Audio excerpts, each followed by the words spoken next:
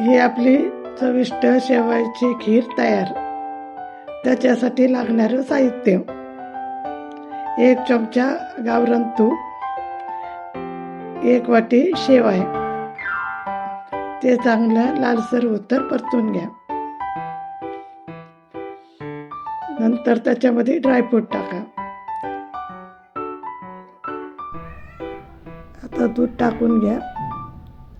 ते चांगलं घट्ट होईस्तोवर उकळून घ्या.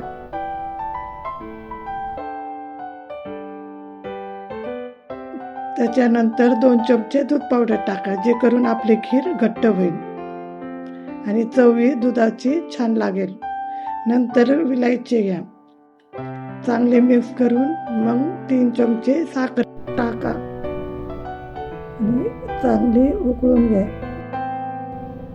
झाली आपली खीर तयार.